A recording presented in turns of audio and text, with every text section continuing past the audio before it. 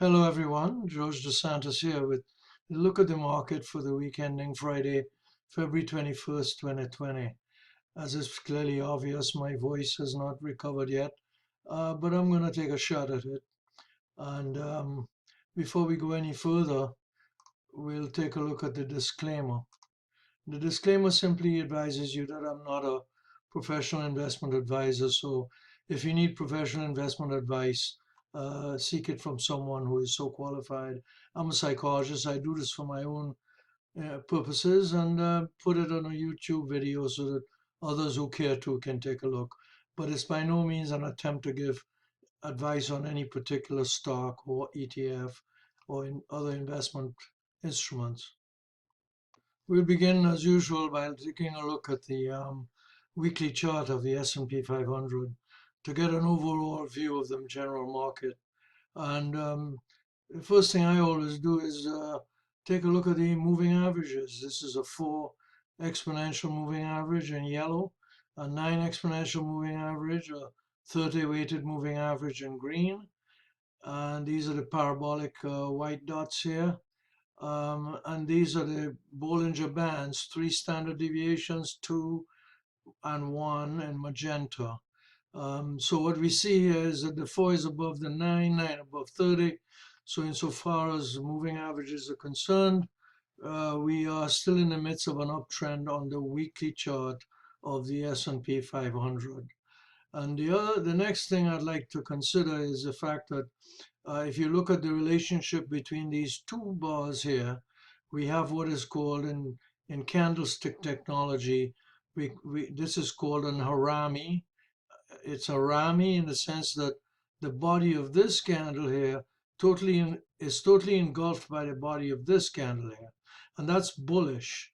Um, you may go back and see some other indications of that later earlier in the chart. However, and that's bullish. The other thing to note here from a bullish perspective is that the parabolic, this white dot, is still below the most recent bar. And once it's below the most recent bar, we are in an uptrend. If when we switch to the parabolic being above the bar, there's a warning that we may be switching here to a downtrend. So far, we've been in a nice uptrend, as you can see most of the time here.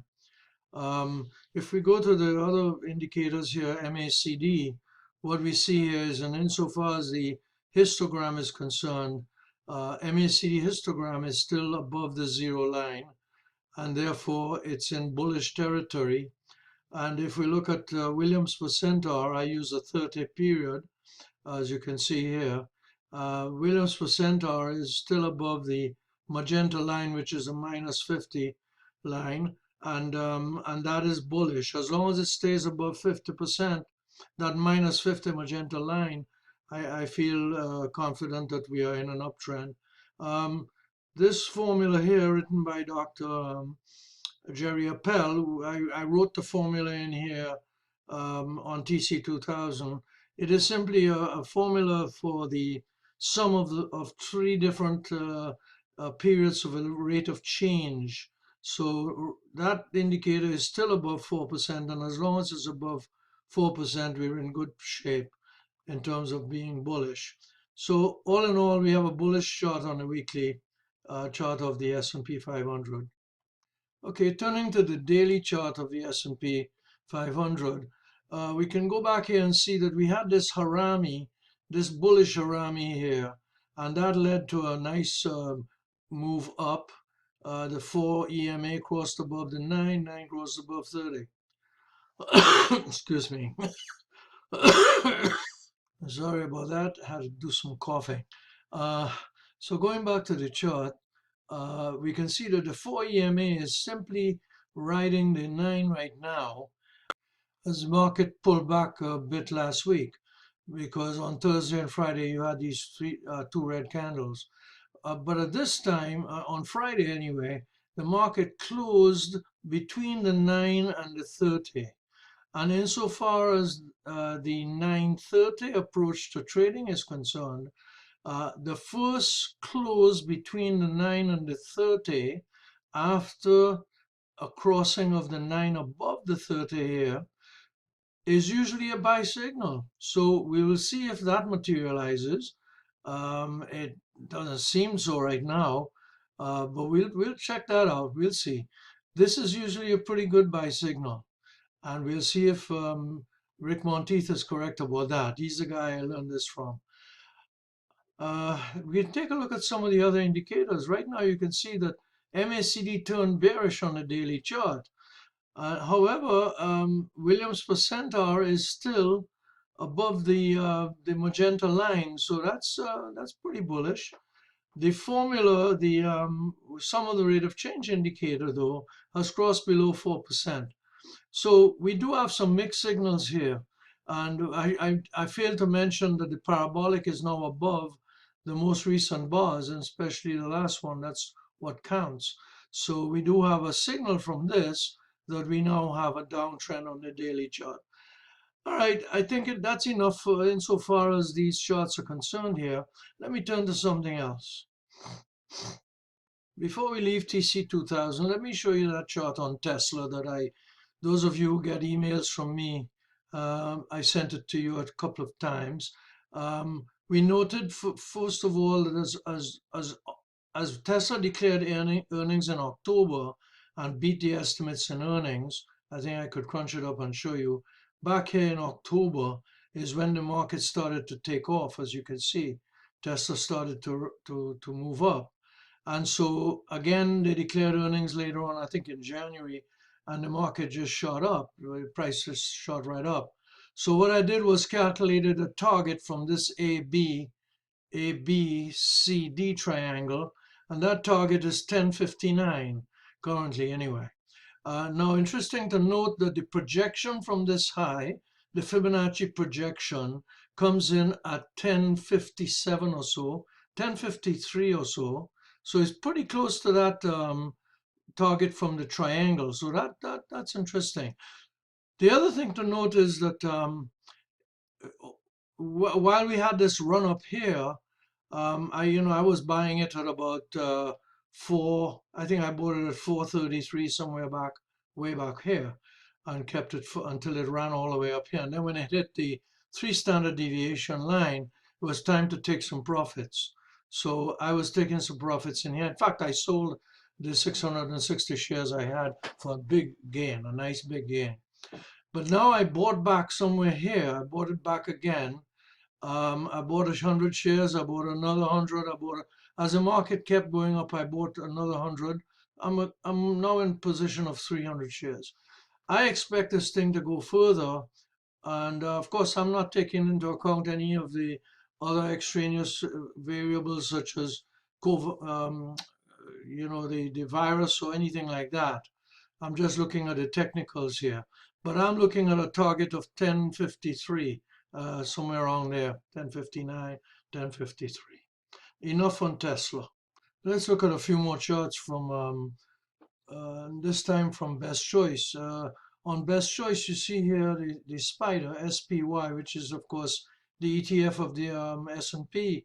You can see this very narrow range here between, it's really a regression channel.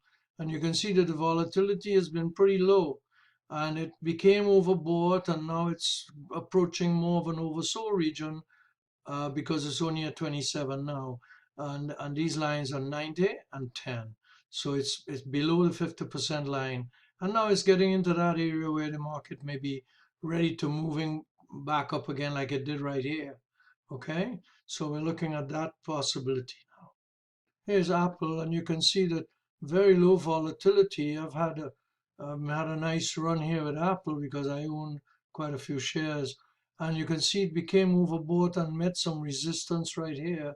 Now it's oversold. It's at the extreme or below the extreme line. Here is at 0.1. So you might get some support here. I'm hoping, of course, because I still have half of my position. We'll look at some other charts now. Here's a chart on Apple. It's a daily chart. You can see that whenever it seemed to have touched this 9 EMA, the red line, it seems to rally from there, come back down, rally from there, once again, and that's where it is now. We'll see if it does the same thing. Of course, I hope so. Still own 1,000 Yes. Let's take a look at some other charts. Here's a new high, new low index. You could see that it's still looking pretty good. I mean, this thing is still in positive territory. It's above the 50 and the 200-day moving averages. Now we got about 5 minutes left. So let me take a look at some individual stocks on Shaken. You can see here that the checklist is all green on Microsoft. And Microsoft, you see, is now in oversold territory. It became overbought and it's now in oversold territory. So this may be a good time to accumulate some Microsoft if you don't own it. And it's telling you that right here, it's oversold. For the general market, I'm going to move pretty quickly, but you could copy these down if you wish. For the general market, you can see that the same thing is true of Spider. The S&P became overbought, and it was overbought on this indicator as well as on this here, and as we saw on some of the other ones. Some of the ETFs like XLC, same thing, overbought. And so you might want to wait till it comes down again and into oversold territory. XLK likewise was overbought and it's pulling back again. So Apple, of course, we looked at that before. Can see that Apple hit its sort of resistance up here, and it was overbought, and it's moving back down now. And so far as this indicator goes, it's moving back down, and hopefully it'll become a better buying opportunity here. And now Adobe had a nice run here since October with the rest of the market, and it's become overbought. But Adobe has had one hell of a nice run. This is a little biotech that I bought some time ago based on Gary's suggestion, and it hasn't done anything much yet. I'm just holding a few shares. This is an ETF of global equities, the ARC Next Generation ETF. That I think it contains some shares of Tesla, a significant amount. Google, I don't own Google now. I used to own it, but you can see where it's at. Right now it's overbought. Excuse me, let me get a drink here. Yeah, sorry about that. Had to take a drink. Well, you could see on the checklist here that it's telling you wait because it's overbought. You see, when the checklist when it's overbought, the checklist indicates that you should wait until it becomes oversold. Let's take a look at a few other ones. iPay doesn't have a checklist because it's an ETF, and you can see that it's also overbought. So the general trend here is many of these things that we follow and we like have become overbought. So we have to either make some adjustments if we want to lighten up on them, or just hold it through this overbought period. Here's Visa. And you can see Visa will give us a checklist. You can see it says wait because it's overbought. But if you own it, you just keep it. XLV, which is an ETF, so you don't get the checklist.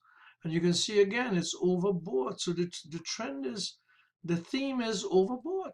Now I did own this and I lost some money and I bought it back and I lost again.